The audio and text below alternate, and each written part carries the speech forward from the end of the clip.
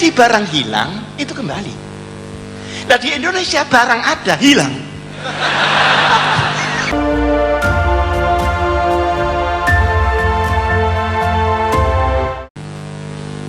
Dan setiap ajaran Islam itu tidak mesti mengumpul di negeri Islam, Pak. Sebagian mungkin ya, sebagian yang lain itu terserak di mana-mana. Saya baru dari Taiwan. Di sana itu negaranya ateis, tetapi sangat menjunjung kejujuran. Rombongan saya ketinggalan kopernya di stasiun, diantar buka hotel. Ada teman saya juga yang HP-nya ketinggalan, di taksi kembali, Pak. Ini negara ateis. Jadi barang hilang itu kembali. Nah di Indonesia barang ada hilang. Padahal semuanya bilang la ilaha illallah. Jadi nanti rapot kita itu seperti rapot di universitas begitu, Pak. La ilaha illallah dapat 9, sholat dapat 6, mungkin puasa dapat 3, kejujuran ndok dan sebagainya. Jadi itu rinci begitu.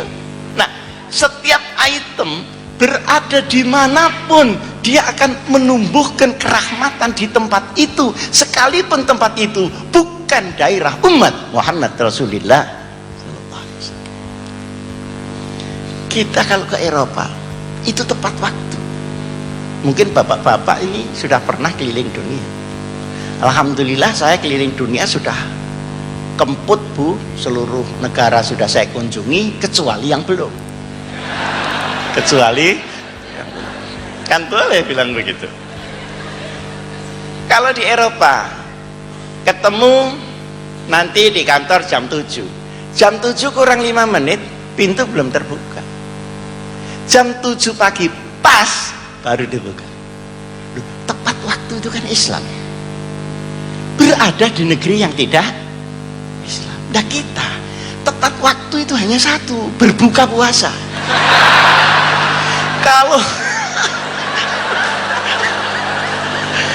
ini lihat ketawanya seperti pengalaman ini. Kok bisa kalau rapat tidak tepat, kan malah kalau janji kepada orang daerah sebelah Afrika sana ruwet tuh. Kalau sudah dia bilang insya Allah itu banyak tidaknya. Kalau bilang bukro besok itu berarti tidak. Tuh kok bisa begitu? Maka al-hikmatu dhalatul mu'min iltaqataha ayyama wajada. Jadi nilai Islam per item itu kadang penuh ada di negeri Islam, kadang di sini cuma separuh, yang sana kececer. Mungkin di sana kejujuran ada, la ilaha illallah tidak ada. Di sana kejujuran ada, orang semua makan babi. Tapi pada titik kejujuran akan mendapatkan rahmat, pada titik maksiat dia akan mendapatkan kerusakan di dalam umat itu. Di sini letak keadilan Allah. Nah ini Pak, yang paling sulit di antara umat Islam adalah menfaktakan ajaran yang dia dengar sendiri dan dia fahami sendiri.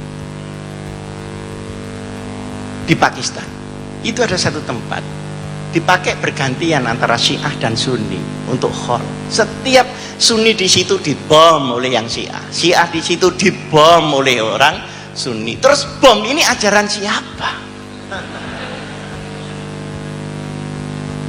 Nah, kadang-kadang kita salah paham. Yang dimaksud udkhulu fis-silmi kafah ini banyak disederhanakan, seakan-akan yang namanya kafah itu kalau negerinya disetempel Islam. Enggak, kafah itu ketika orang Islam menjalankan ajaran Islam secara kafah.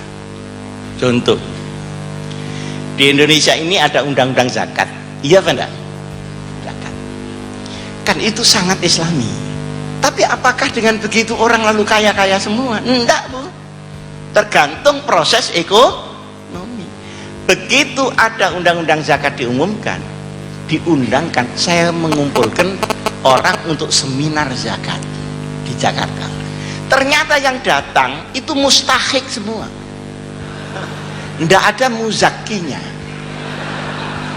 Jadi yang datang itu semua penerima zakat, tidak ada pemberi zakat. Akhirnya tukar menukar proposal sama melaratnya.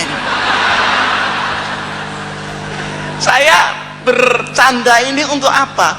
Untuk supaya kita bisa jelas melihatnya betapa Islam itu rahmatan lil alamin, dan betapa Islam akan menjadi ummah yang paling unggul ketika dia dilakukan, bukan dislogankan.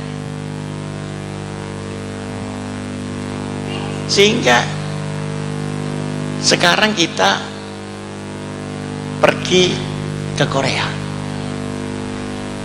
diantar oleh pejabat, staf-staf Deplu ke sana kemari, itu dikasih tip, itu tidak mau betul. Jangan Pak, saya sudah digaji oleh negara, salah saya menerima, saya paksa Bu, ya, saya cuma kopiah sama sarung aja saya kasihkan itu. Tidak mau betul.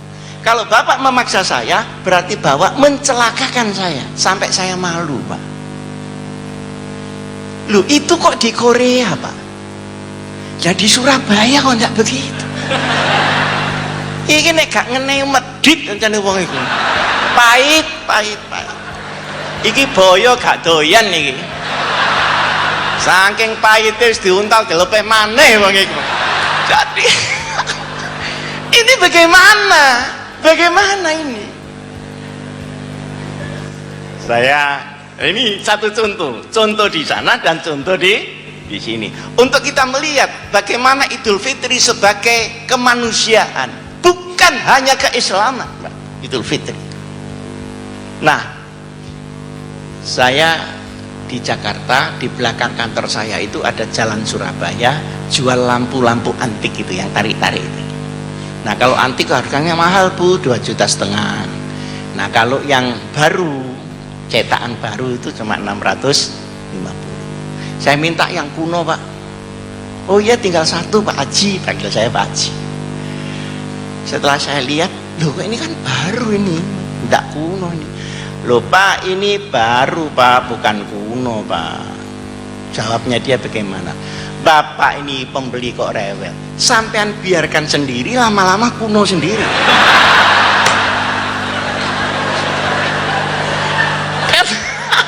Ini bagaimana negeri kita ini, bagaimana dengan ajaran yang selalu digembar-gemborkan itu, bagaimana? Saya akan mangkel Pak ya. Setelah mangkel saya bayar 650. Loh kurang Pak Haji. Loh ya kurangnya nanti kalau sudah kuno. Tahu rasa.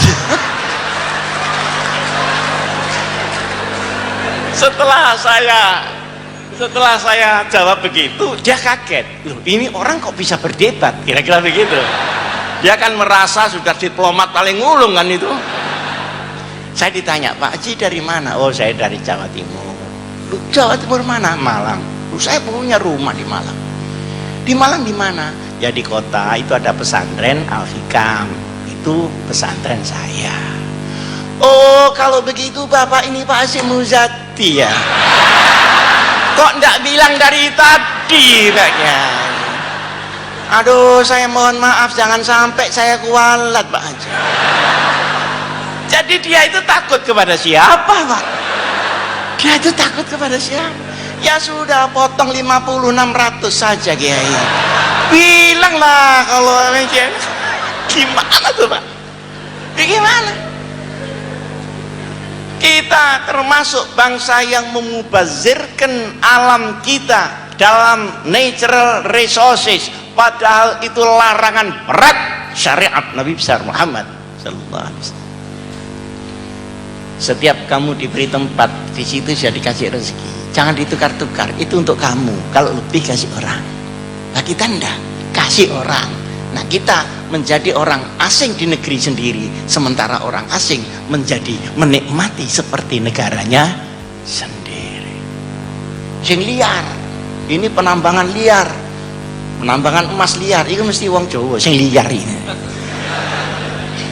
Sementara yang tidak liar ya yang kontrak itu, padahal negara juga tidak dapat apa-apa kecuali komisioner aja. Innal mubazzirina kanu ikhwanas syayatin. Jadi dimensi mubazir itu mulai pribadi sampai keluarga, sampai komunitas, sampai negara. Nah, di dalam otak kita ini penuh ilmu dan kekuatan. Tapi kalau tidak diluruskan dengan hidayah, maka ilmu bisa menjadi mubazir dan ilmu bisa menjadi berbahaya. Tetapi kalau ilmu bersama-sama dengan hidayah Allah, maka ilmu akan menjadi manfaat.